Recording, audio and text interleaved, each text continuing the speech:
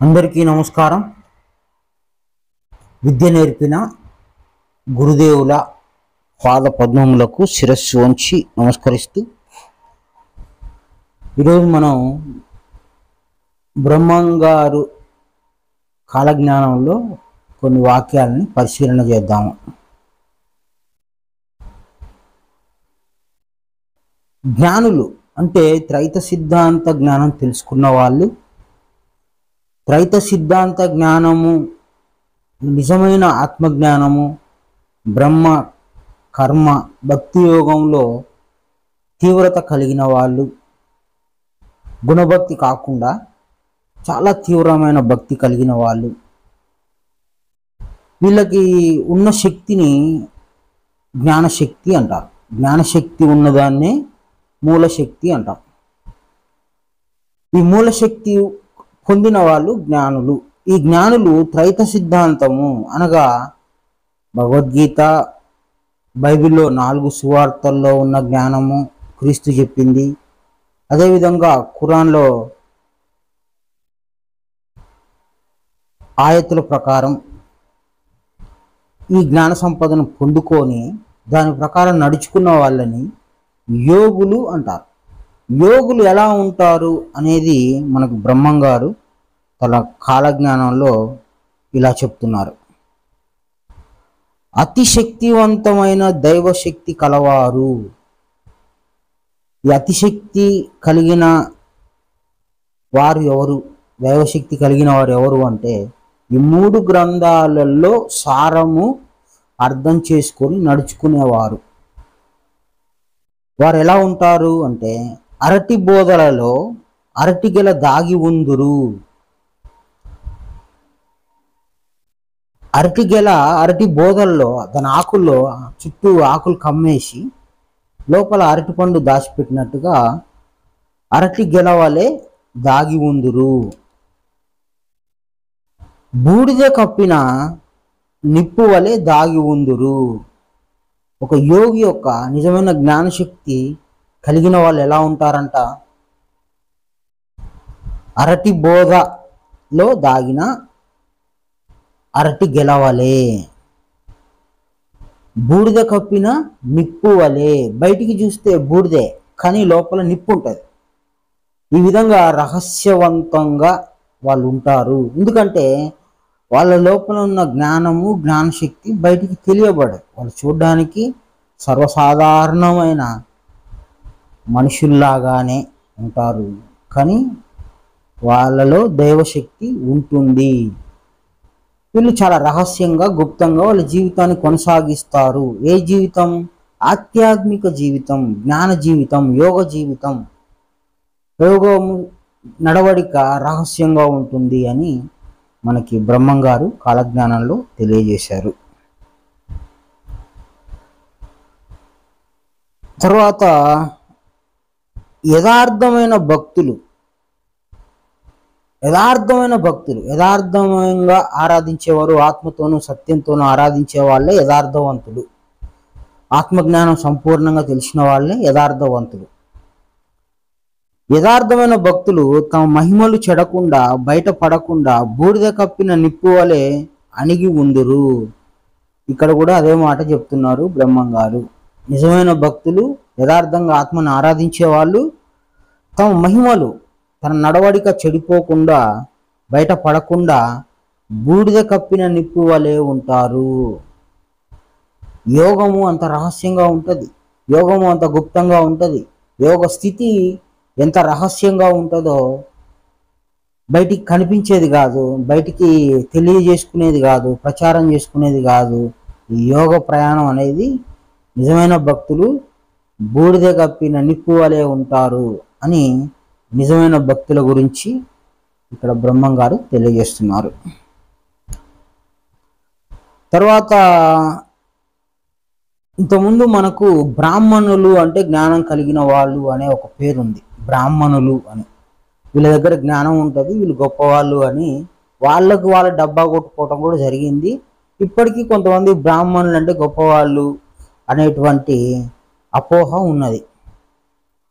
సరే, బ్రహ్మంగారు తన కాలజ్ఞానంలో ఏం రాస్తున్నారు అంటే మాలమాదిగలు కోయలు బోయలు అధిక సంపన్నులయ్యేరు, గుణవంతులు అని మెప్పు పొందేరు.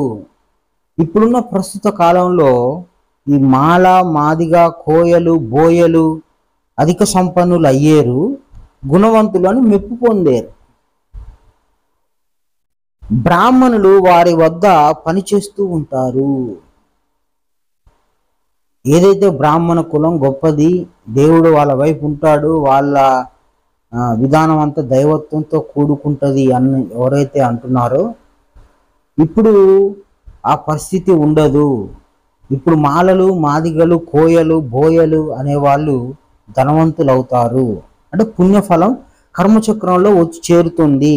వారు నీతిమంతులుగా బతుకుతారు, వారు నీతిగా నడుచుకుంటారు, వాళ్ళు మెప్పు పొందుతారంట వీళ్ళు నీతిగా నడుచుకుంటున్నారు అని.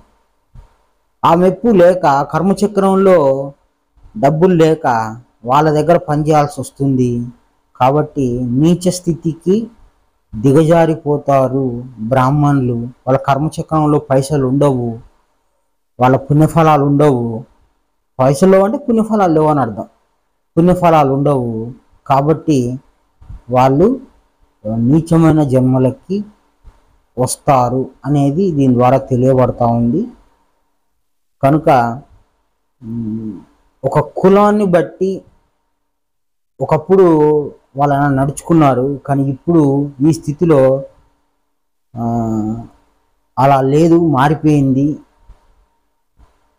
ఎందుకు మారిపోయింది అని అంటే భక్తి లోపాలు, భక్తి వ్యభిచారము, భక్తిలో సరిగ్గా ఉండకపోవటము, నడవడికి చక్కగా లేకపోవటము, దానివలన ఉన్నత కులములు ఒకప్పుడు బాగా ఉన్నత కులము దేవునికి దగ్గరగా ఉన్నామని చెప్పుకున్న వాళ్ళు కూడా నీచ స్థితికి నీచ కర్మలు అనుభవించేదానికి పుడుతూ ఉన్నారు.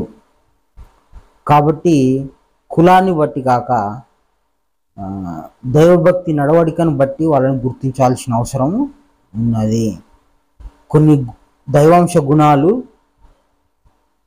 అలవర్చుకోవాలి, నేర్చుకోవాలి, తెలుసుకోవాలి, దాని ప్రకారం ఉంటే అప్పుడు మంచి కర్మలు మంచి విధానంలోకి వెళ్ళిపోవడానికి అవకాశం ఉంటుంది. ఇది ఈ స్థితి ఏర్పడడానికి కారణము అహంకారము, గర్వము, మత్సరము ఇటువంటివి ఉండటం చేత దేవుడిచ్చిన కొద్ది ఫలితాన్ని వినియోగించుకోక మిగతా వాళ్లకు జ్ఞానబోధ చేయక అనేక మంది గొప్ప వాళ్ళని పేరు పెట్టుకున్న వాళ్ళు చెడిపోయినారు. ఇది బ్రహ్మంగారు తన కాలజ్ఞానంలో చెప్పింది, అది ఇప్పుడు నెరవేరుతూ ఉన్నది. తరువాత ఈ బనగానపల్లె గురించి కొన్ని విషయాలు చెప్పారు. బనగానపల్లి ఎందుకు, ఈ బనగానపల్లి స్థలం గురించి ఎందుకు మనం మాట్లాడుకోవాలి? మనదంతా ఆత్మజ్ఞానం కదా. అంటే బ్రహ్మంగారు ఆత్మజ్ఞానం కొంత చెప్పారు, గురువు సూచనలు కొన్ని చెప్పారు, కొన్ని స్థలాలకి సంబంధించి కూడా కొంత వివరణ చెప్పారు. ఆ స్థలాలలో ఒక ముఖ్యమైన స్థలం ఏంటిది? ప్లేస్. స్థలం అంటే ప్రకృతి. ఇప్పుడు ఒక వ్యక్తి పుట్టగానే అతడికి మనము కర్మచక్రంలో పుట్టిన స్థలం అడుగుతాము, టైం అడుగుతాం. ఈ రెండు బట్టే వాడి పుణ్యఫలాలు పాప ఫలాలు వాడి ప్రారంభం నిర్ణయించబడుతుంది. తల్లి ప్రకృతి అంటే స్థలము, తండ్రి పరమాత్మ. కాబట్టి కాలం తీసుకుంటాం. జన్మకుండలు వేసేటప్పుడు కూడా మనం ఇదే విధానాన్ని పాటిస్తాం. అట్లా పుట్టిన స్థలాన్ని బట్టి కూడా వాడి పాపం పుణ్యాలు అనుభవించేది కూడా అనుకుంటుంది.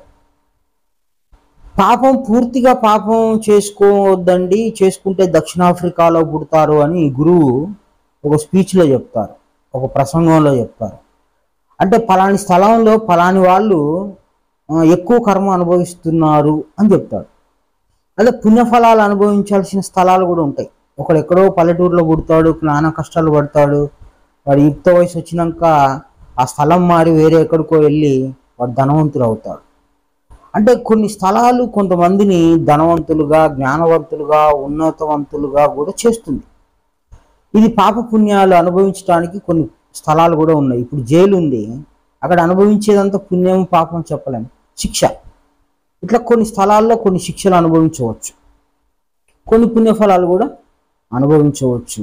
అట్లనే బనగానపల్లె ఒక కొంత విశిష్టత ఉంది అని బనగానపల్లె గురించి కొన్ని వాక్యాలు రాయటం జరిగింది. అందులో బనగానపల్లె మహాపట్టణం అయ్యేను అని రాశారు. మేము వెళ్ళలేదు, చూడలేదు. అది బ్రహ్మంగారి చరిత్రలో బనగానపల్లె కూడా ఉండటం వలన బనగానపల్లె గొప్పది అనే పేరుతో పాటు ఆ ఊరికి కూడా కాస్త పేరు వచ్చింది. అంతవరకే తెలుసు. ఇది మహాపట్టణం అవుతుందంట, ఇంకా కాలేదు కాబట్టి మనం ఎదురు చూడాలి. బనగానపల్లె మహాపట్టణం అయ్యేను. తర్వాత బనగానపల్లె తర్వాత నంద్యాల అని చెప్పారు. నంద్యాల సుఖముగా ఉండును, మేలైన వారు అక్కడి నుండి వచ్చెదరు.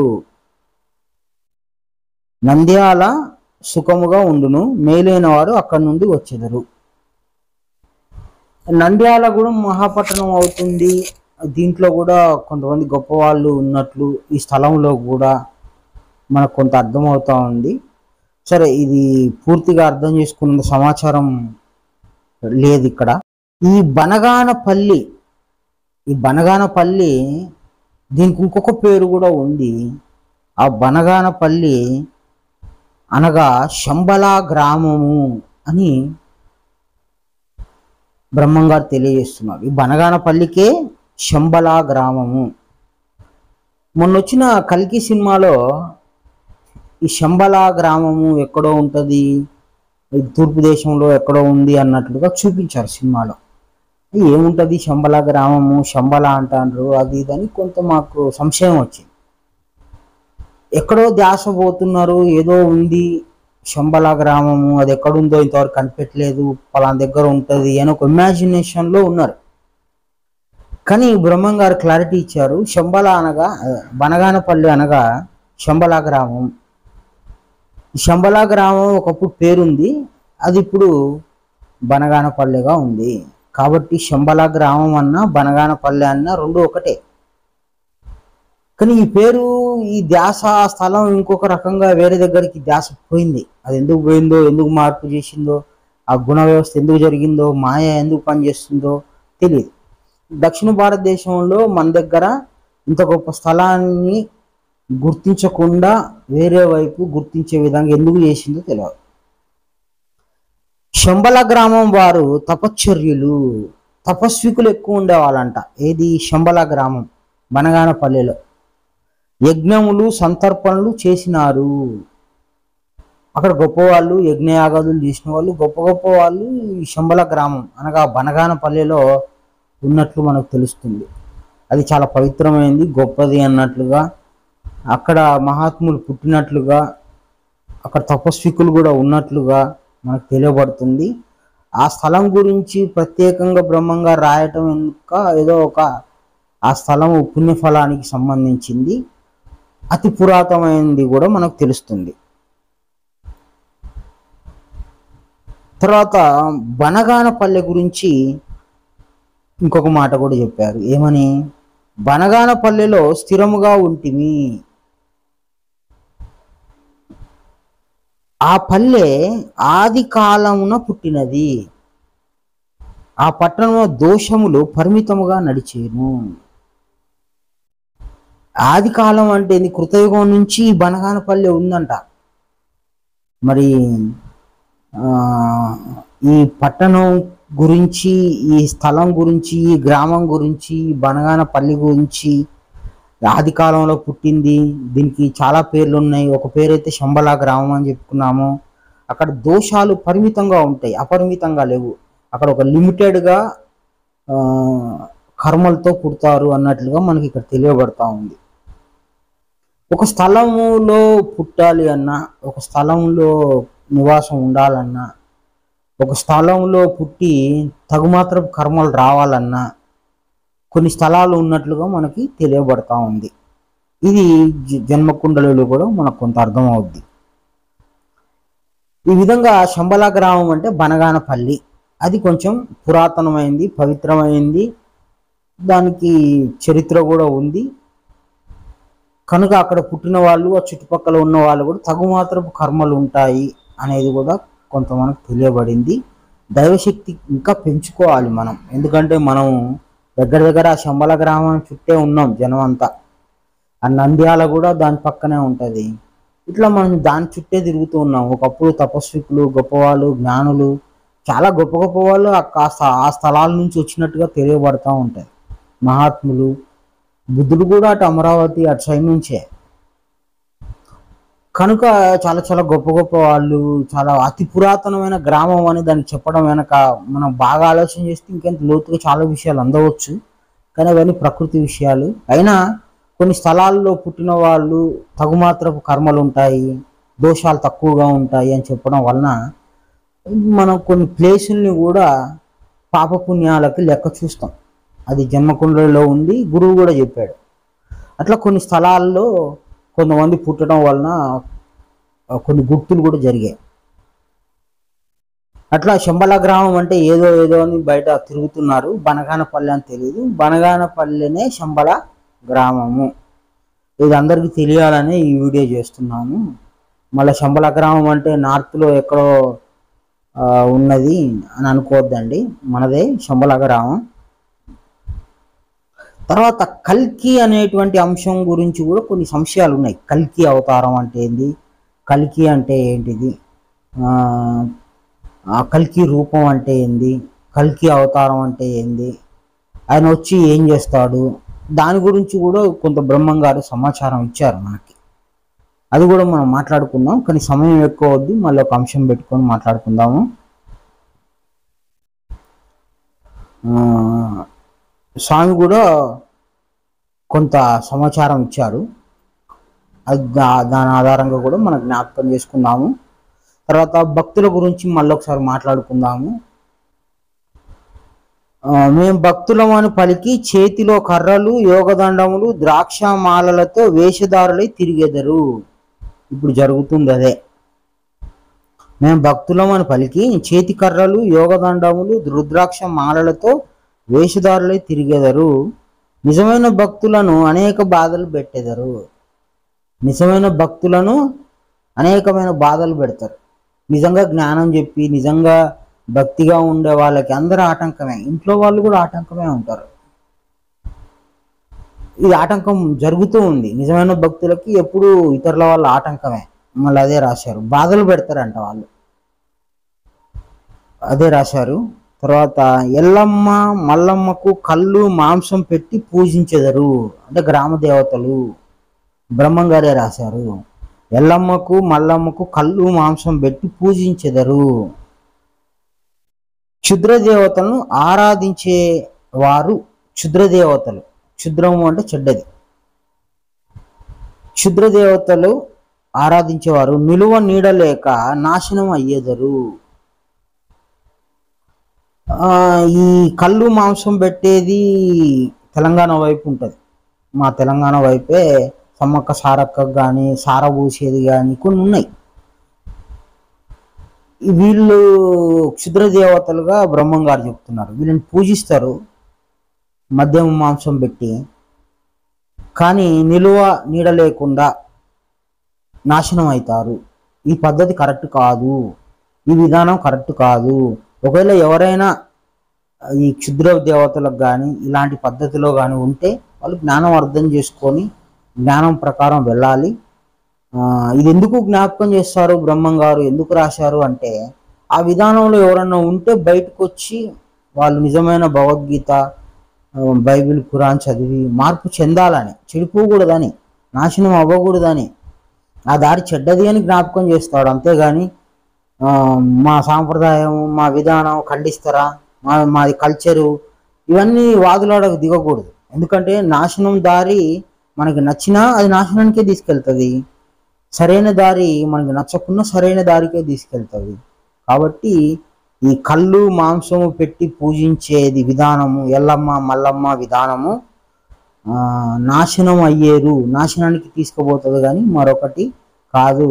ఇలాంటి విధానంలో ఎవరైనా ఉంటే బ్రహ్మంగారి కాలజ్ఞానం చదివి దాని ఆధారంగా ఇది తప్పని తెలుసుకొని సరైనది ఏదైతే ఉందో దాని వైపుకు వెళ్ళాలని కోరుకుంటున్నాము. తర్వాత దేవతల గురించి రాశారు. ఏమని? పేరు లేని దేవతా స్వరూపములు పూజించుట చేత, కొన్ని దేవతా స్వరూపములకు పేరే ఉండదంట, వాళ్ళు పెడతారు, పూజ చేస్తారు. కొత్త దేవత స్వరూపములను సృష్టించి పూజించట వలన వ్యర్థులు అవుతారు. వాస్తవమే. రోజుకు ఒక దేవుడు పుట్టుకొస్తాడు, రోజుకో ఒక దేవాలయం పుట్టుకొస్తుంది, రోజుకు ఒక ఆరాధన విధానం పుట్టుకొస్తుంది. దానివల్ల వ్యర్థులు అవుతారు. శాస్త్ర విరుద్ధమైన మంత్ర, యంత్ర, తంత్ర, పూజా విధానాలు ఎవరికి వారు నిర్ణయించుకొని పాటించుట వలన అంతమైపోతారు. మంత్రమైనా ఎవరికి వాడేనంట, తంత్రమైనా వానికి వాడేనంట, పూజా విధానం కూడా ఎవరిది వాడిని ప్రత్యేకంగా తయారు చేసుకుంటారంట. అట్లా శాస్త్ర విరుద్ధమైన, అంటే శాస్త్రం అంటే భగవద్గీతలో ఉన్నదే శాస్త్రము, క్రీస్తు చెప్పిందే శాస్త్రము, ఖురాన్ చెప్పిందే శాస్త్రం. ఈ మూడు శాస్త్రాలు, ఈ మూడిట్లో ఉందే శాస్త్ర విధానం. మిగతా ఏదైనా శాస్త్ర విరుద్ధమైందే. కాబట్టి శాస్త్ర విరుద్ధంగా ఎవరు ప్రవర్తించినా వాళ్ళు అంతమైపోతారు. ఈ కలియుగమున సత్యం అనిన విలువలేనిదై ఉండును. ఈ కలియుగంలో అంటే ఇప్పుడు మనం కలియుగంలో ఉన్నాము. ఈ కలియుగంలో సత్యం మాట్లాడితే విలువ లేని వాడే ఉంటాడు, విలువ లేనిదే ఉంటుంది. సత్యం అనేది ఎవరు ఒప్పుకోరు. అంటే సత్యం అంత పలుచబడిపోయింది, అంత అనవసరం అయిపోయింది కూడా అయిపోయింది. మరి ఏం చేస్తాం? కలియుగంలో ఆ విధంగా ఉంటుంది. అంటే ఏ సత్యానికి విలువ లేదంటే దేనికి విలువ ఉన్నట్టు? అసత్యానికి. అసత్యం అంటే ఇక షోలు కొరుక్కుంటారు, ఉరుకుడే ఉరుకుడు. కళ్ళు పెట్టినా దేవతే, మద్యం పెట్టినా దేవతే, 1000 కిలోమీటర్లు ప్రయాణం చేసి మొక్కుకున్నా అన్నీ ఇక నీకు నచ్చింది, నీకు ఎంత రుచికరంగా ఉంటుందో శాస్త్ర విరుద్ధం అంత రుచిగా నువ్వు వెళ్తావు. కానీ అది ప్రమాదానికే గురి చేస్తుంది, నిన్నేమి మోక్షానికి గురి చేయదు. తర్వాత సత్యము ఒకవేళ చెప్తే కూడా నీకు అది సరిపోదు, నీకు అది ఇష్టంగా ఉండదు, అయిష్టంగా ఉంటుంది, చేదుగా ఉంటుంది. అందువల్ల నువ్వు సత్యం దగ్గరికి రావు. సత్యం చెప్పేవాడు కూడా నీకు నచ్చడు, సత్యం చెప్పేవాడు నీకు నచ్చడు. అందువలన సత్యము నీకు చేదు కలియుగాన. పెద్ద జ్ఞానుల గురించి ఏం చెప్తున్నాడు? నిర్మలమైన జ్ఞానులను వంచన చేయు ద్రోహులు ఎక్కువగా ఉందరు. ఎవరన్నా జ్ఞానం తెలుసుకొని వాళ్ళు నిర్మలంగా ఉంటే వాళ్ళని వంచన చేయడానికి కూడా తయారవుతారంట. నిజంగా జ్ఞానం తెలుసుకొని కాస్త ఏదో దేవుని దారిలో పోదాం అంటే వాళ్ళని కూడా వంచన చేస్తారంట. వంచన అంటే ఏం చేస్తారు? 3 ఆత్మలు ఉన్నాయనుకో, 4 ఆత్మలు చేస్తారు. నిజమైన సేవ జ్ఞాన ప్రచారం అయితే పొలంలో పని చేద్దుదా, ఇది కూడా సేవ అంటారు. వంచన అంటే ఇంకేందో ప్రత్యేకం ఉండదు, చాలా రకాలు ఉంటాయి వంచనలు. ఆ వంచనలో మనకి జ్ఞానులనే చేస్తారంట, మళ్ళీ వేరేటోని చేస్తే బాగుండదని నిర్మలమైన జ్ఞానుల్ని వంచన చేస్తారు. ఎవరు చేస్తారు? ఆ వంచన అనే గుణం ఉన్నోడు చేస్తాడు.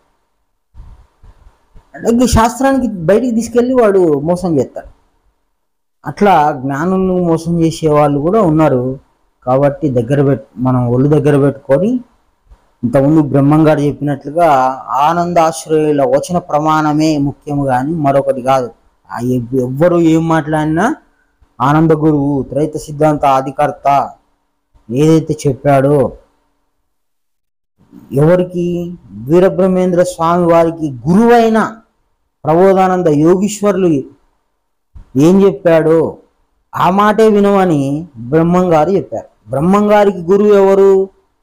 ప్రబోధానంద యోగీశ్వర్లు. ఆయన మాటే వినండి అని బ్రహ్మంగారు చెప్పాడు. నాకు ఆయన గురువే, అందరికీ గురువే అన్నాడు. కానీ గురువు మాట వింటే చెడిపోరు ఎవడు.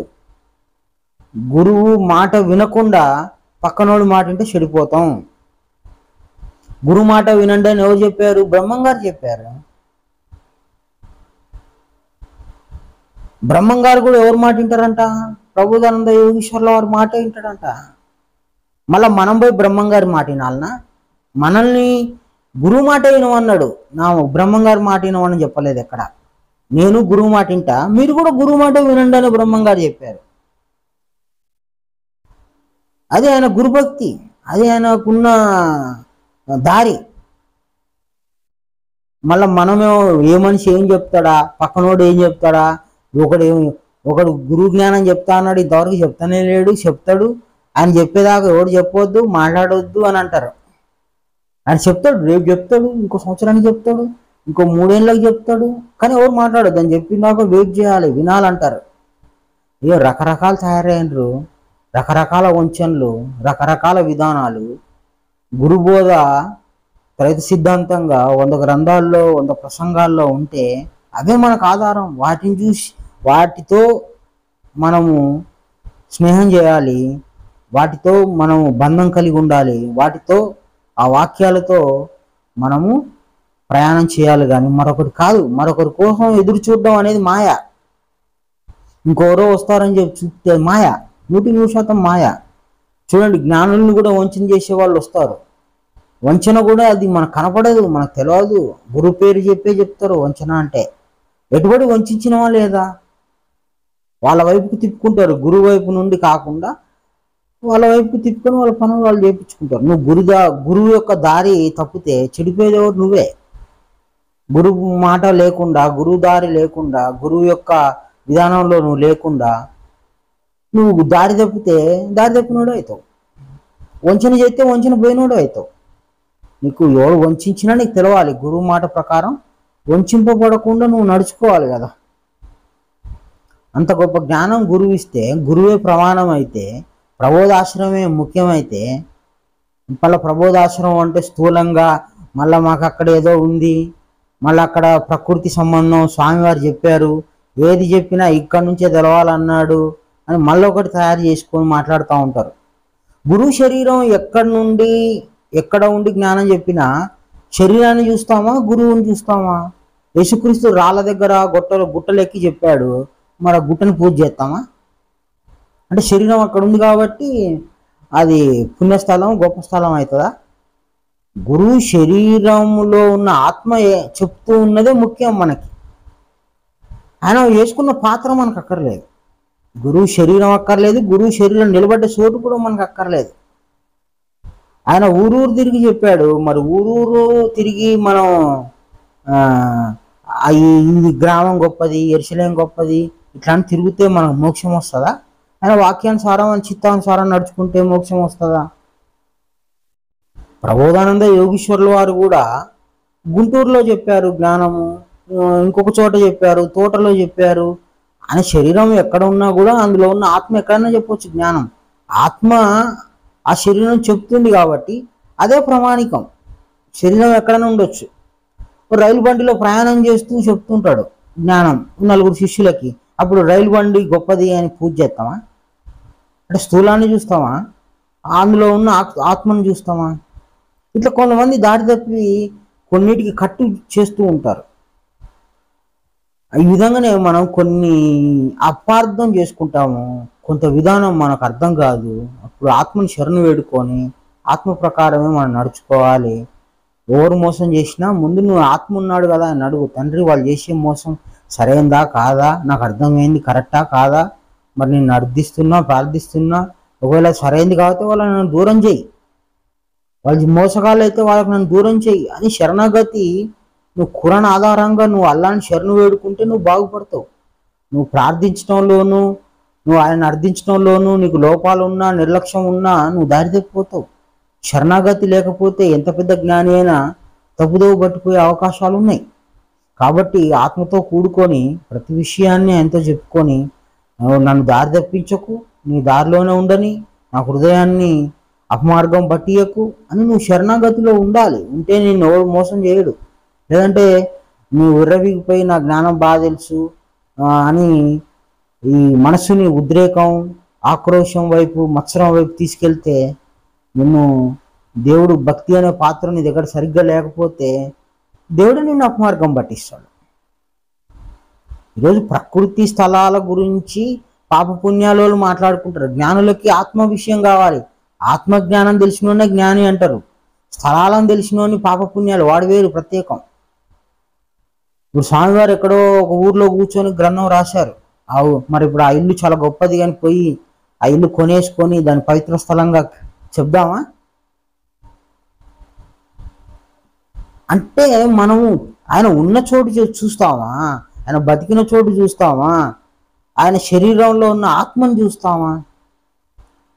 నన్ను చూడకుండా నా లోపల ఆత్మ ఉంది, ఆత్మ మీకు ఈ విషయాలు చెప్తున్నది, మీరు కూడా మీలో ఉన్న ఆత్మను వేడుకోండి, అర్థం చేయించాలని చెప్పాడా? లేకపోతే ఈ స్థలంలో ఉండండి అది అని చెప్పాడా?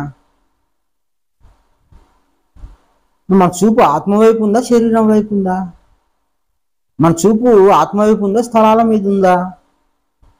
వంచన కాదా ఇది? యెరూషలేము పో నీకు జ్ఞానం తెలుస్తుంది అంటే వంచన కాదా?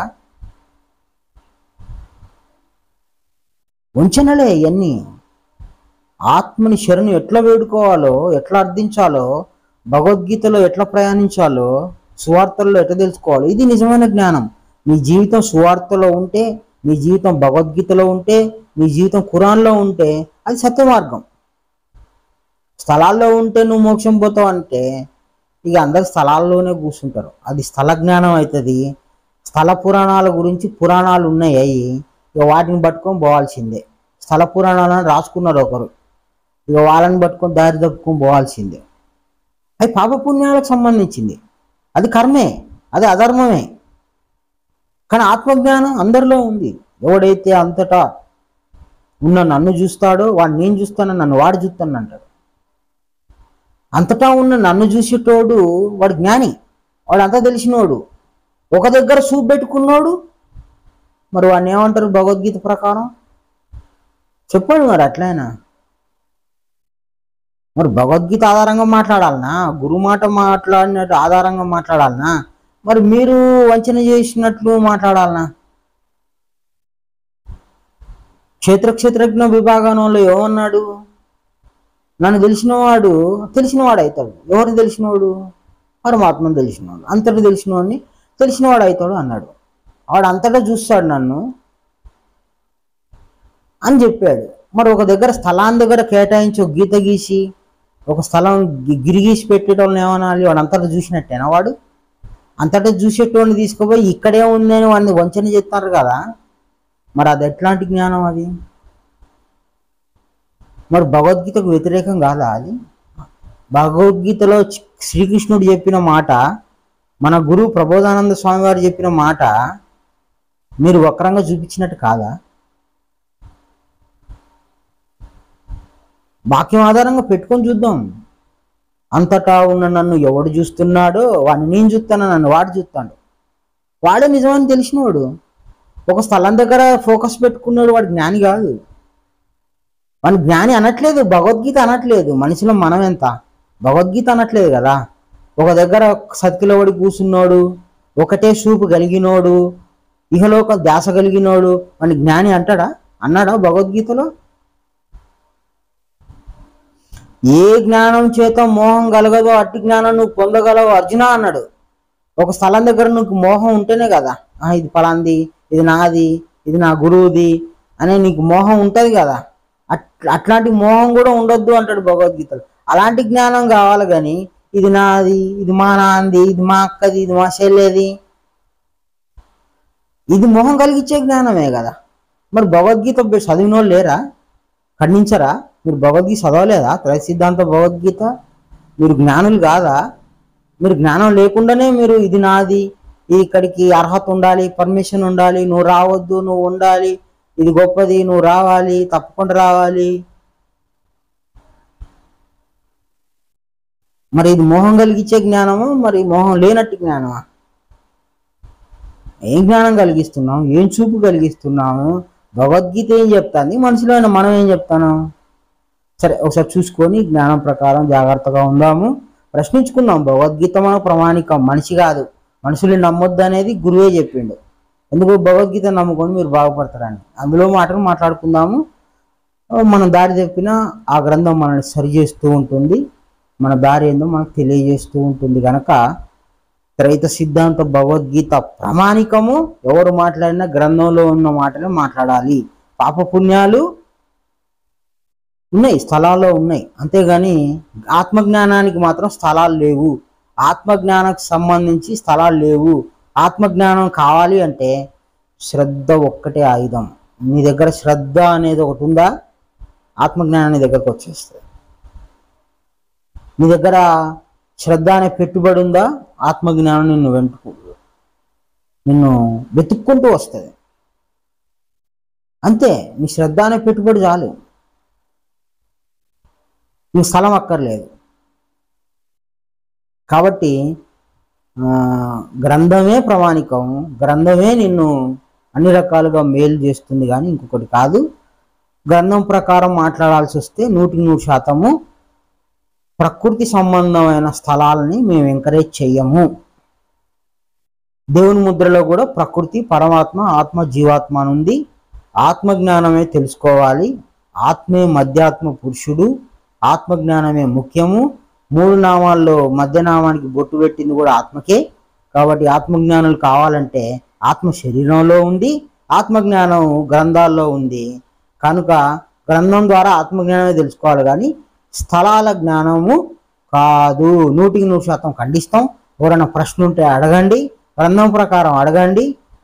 మళ్ళీ మత్సరాలు వేసుకొని గుణాలు వేసుకొని అడగొద్దండి. అవన్నీ ప్రకృతి సంబంధం. ఆత్మజ్ఞానంలో ఏదైనా సందేహం ఉంటే అడగండి. భగవద్గీత ఆధారంగా సమాధానం చెప్తాం కానీ మా సొంత బుద్ధిని ఉపయోగించి చెప్పము. భగవద్గీత ప్రకారం ప్రకృతిగా చూడాలి, పరమాత్మని పరమాత్మగా చూడాలి, ఆత్మని ఆత్మగా చూడాలి, జీవాత్మని జీవాత్మగా చూడాలి. కానీ నీకు మోక్ష మార్గము, యథార్థము అన్నీ ఆత్మనే. కాబట్టి ఆత్మజ్ఞానమే గురువు జ్ఞానము, గురువు జ్ఞానం ప్రకారమే మాట్లాడతాము. ప్రకృతి జ్ఞానం ఎవరన్నా మాట్లాడితే వాళ్ళు మాతో మాట్లాడాల్సిన అవసరం లేదు, ప్రకృతి జ్ఞానులతోనే మాట్లాడుకోండి. ఆత్మజ్ఞానం కావాలంటే మాత్రం భగవద్గీత ఆధారంగా సంశయాలు ఉంటే ప్రశ్నించవచ్చు. సంశయాల కొరకు మనందరూ సహోదరులం కాబట్టి ఒకరొకరు చర్చ పెట్టుకోవచ్చు. గురువు చెప్పాడు, ఎక్కడ 2-3 నా నామం గుమికూడు ఉంటారో అక్కడ నేను ఉంటాను అన్నాడు. కాబట్టి మనం ఆత్మజ్ఞానం విషయంలో చర్చ పెట్టుకుందాం. స్థలాల విషయంలో మాత్రం చర్చకు రావద్దండి, చర్చకి మాట్లాడుకోవద్దండి. అందరికీ నమస్కారం. గురు సమర్పణం.